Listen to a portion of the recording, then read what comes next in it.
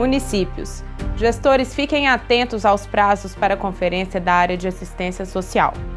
Informação. A Associação Mineira de Municípios entrega 853 cartilhas para prefeitos. Saúde.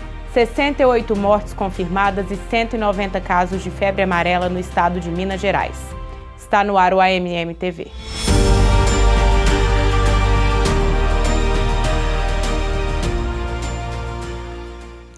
Os gestores de assistência social devem fazer o planejamento para as conferências municipais no período de 10 de abril a 31 de junho. Confira. A Conferência de Assistência Social é um dos instrumentos mais importantes da política. É a oportunidade que os municípios têm de discutir projetos, além de avaliar e propor uma nova agenda para as políticas públicas. Em 2017, o tema da Conferência de Assistência Social será a garantia de direitos no fortalecimento do Sistema Único de Assistência Social. É um momento imprescindível entre que o governo e a sociedade civil irão discutir uma pauta específica e um planejamento para a política pública de assistência social. Então, é muito importante que os municípios realizem as suas conferências de assistência social e acompanhem, a convocação da Conferência Nacional e as informações do Conselho Estadual de Assistência Social.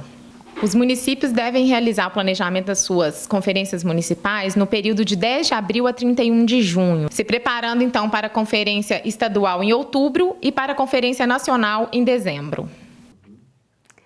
No final do ano, a Associação Mineira de Municípios entregou 853 cartilhas aos novos gestores municipais. O superintendente da AMM, Gustavo Nassif, que coordenou o desenvolvimento do Manual de Prefeitos Eleitos, fala sobre o conteúdo desenvolvido. Bom, o manual ele tem o objetivo de trazer uma série de informações. Atualmente, a gestão pública é um ambiente muito complexo e os prefeitos que entram, na sua grande maioria, cerca de 75%, são novos prefeitos.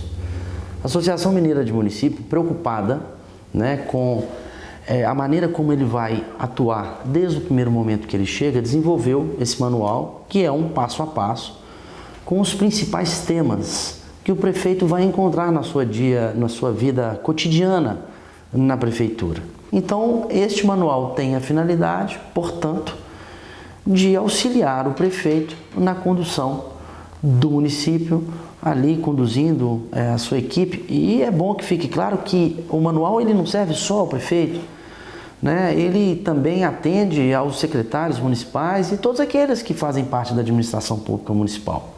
Ele é orientativo, não esgota, evidentemente, todas as questões dentro do município, mas ele direciona, ele conduz muito bem a tomada de decisão. Então, enfim, essa foi a preocupação de criar esse manual de orientações aos prefeitos eleitos, que já foi distribuído, inclusive, no final do ano passado, porque nós tivemos, inclusive, a preocupação de abordar até o período de transição, para que o prefeito já entrasse na administração de forma com algum conhecimento da própria gestão, para não ser pego de surpresa ali no início do mês de janeiro. Sabemos nós que já passaram quase um mês e meio da gestão. Os prefeitos chegaram, no primeiro momento, fica um pouco mais eufórico, preocupado com tudo. A gente sabe que as coisas vêm entrando na normalidade, os problemas, eles existem, nós queremos trabalhar com as soluções e distribuímos para os 853 prefeitos esse manual, uma parte aqueles que estavam presentes no 6º Congresso de Prefeitos Eleitos, outras nós encaminhamos via correio para todas as prefeituras. Evidentemente, aqueles que porventura não tiverem recebido, nós ainda temos algum estoque que possa ser disponibilizado para o prefeito. Neste caso, para o prefeito é gratuito, não tem custo algum, e o que a AMM quer, deseja e espera que ocorra muito em breve é que este manual surta o efeito que nós programamos, que é, sobretudo, ajudar para uma gestão pública eficiente. Quem quiser adquirir o Manual de Prefeitos Eleitos é só entrar no site portalamm.org.br.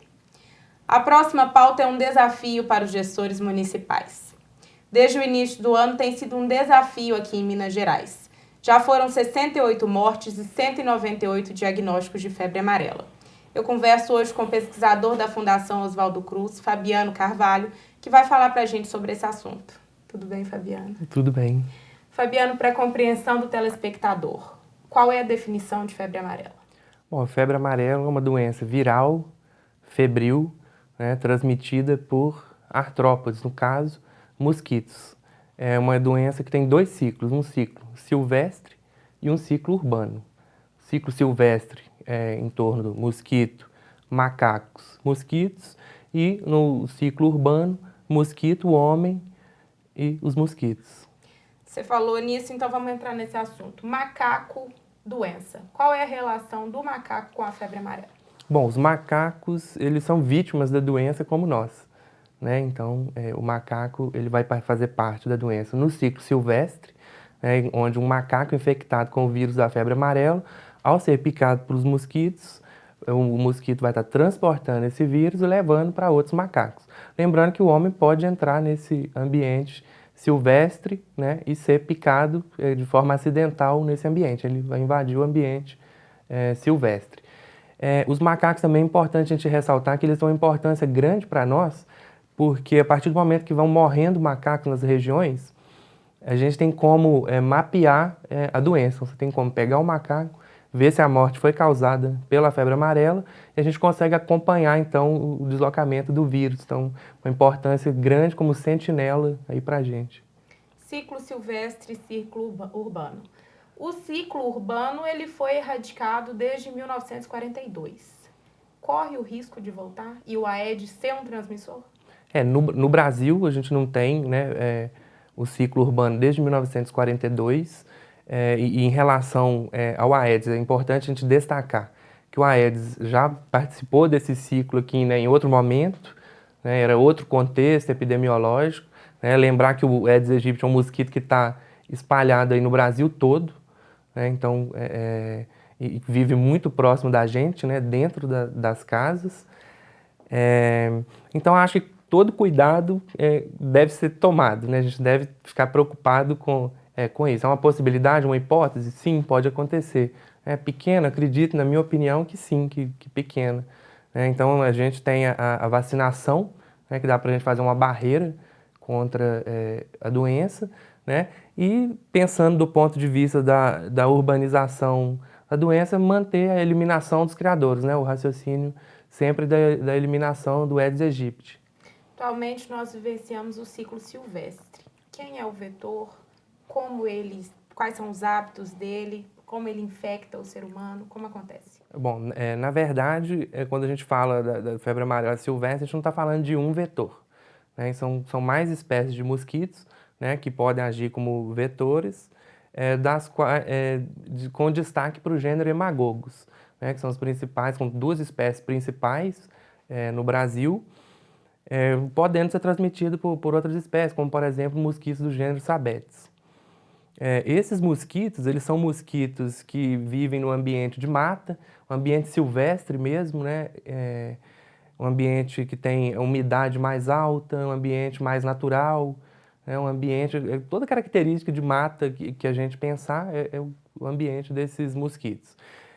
Eles têm características muito semelhantes ao Aedes aegypti, né? Apesar desse ambiente bem diferente, né? O que diferencia eles vai ser o ambiente. A gente está falando de uma espécie, por um lado, urbana, né, que vive ao redor das casas, que se reproduz em criadouros artificiais, muitas vezes produzidos pelo próprio homem, né? E, do outro lado, os mosquitos do gênero Hemagogos, que são mosquitos silvestres, que vão viver nesse ambiente de mata, e eles vão usar criadouros, também reservatórios de água naturais, como ocos de árvore, aqueles ocos que param a água ali, eles vão estar usando esses reservatórios.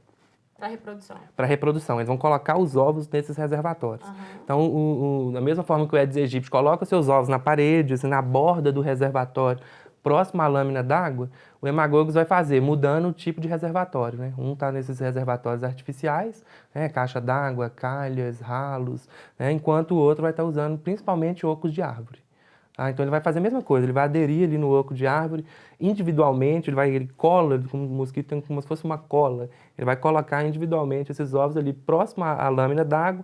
No momento que vem a chuva, a água vai subir, vai molhar esses ovos, e aí vai desenvolver as larvas, vai transformar na pupa, no mosquito adulto, bem semelhante ao que acontece com o Aedes aegypti. Cada um se adapta como pode no ambiente que Exatamente. está, né? Um ser humano infectado torna-se um transmissor? Transmissor não seria a melhor palavra, né?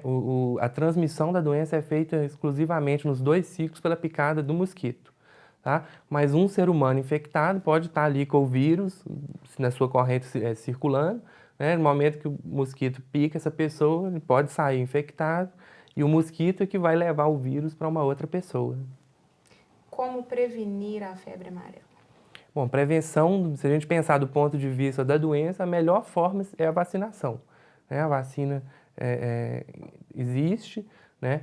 E as pessoas devem ver as normas, né? Quem pode vacinar, quem não pode, e vacinar todas aquelas pessoas que estejam indicadas para vacinação, né? Se a gente pensar do ponto de vista do hemagogos, que são mosquitos do ambiente silvestre, né? Todas as pessoas que moram no ambiente rural, próximo a essa área silvestre, ou profissionais que trabalham nesses ambientes, colocar em dia a vacinação, né?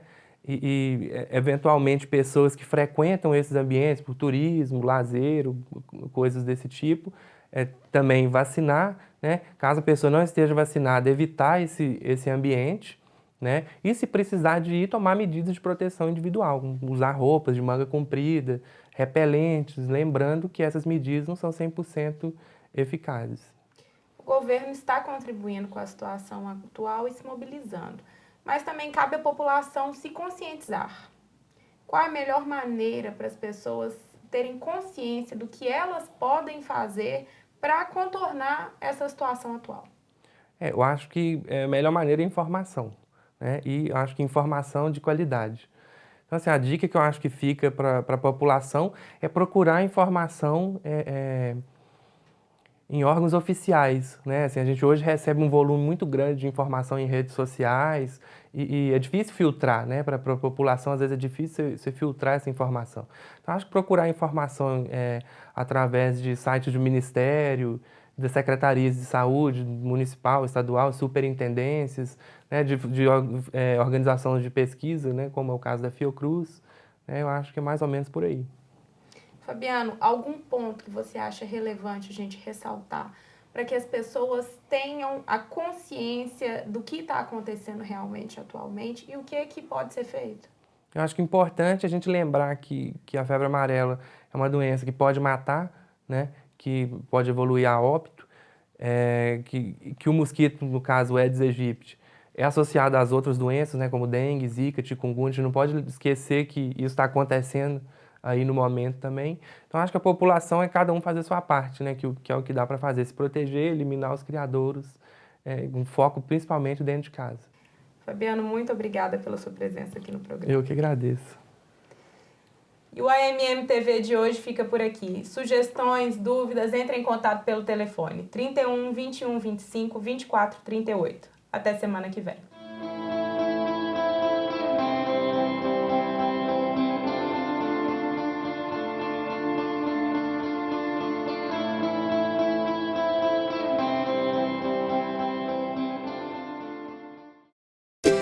A AMM apresenta o Diário Oficial Online Municipal. O Diário Online é um veículo eletrônico de divulgação dos atos normativos e administrativos municipais. Funciona legalmente como a imprensa oficial do município e com a mesma validade de publicações oficiais do Estado e da União. O Diário Online Municipal oferece eficiência, autonomia para publicações através de um usuário administrador capacitado pela AMM, transparência e conforto. A disponibilização das publicações na internet facilita o acesso e o acompanhamento pela sociedade e órgãos de controle. Economia. Publique tudo o que manda a lei, sem limite de páginas por um valor fixo. Reduza seu custo com publicações impressas em até 80%. Compare. Por exemplo, Nos diários oficiais do Estado e da União, o valor da publicação aumenta de acordo com o tamanho do espaço utilizado. No diário online, o custo mensal é fixo, independente da quantidade de publicações. Garanta vantagens para o seu município. Diário Online Municipal, o diário oficial dos municípios mineiros.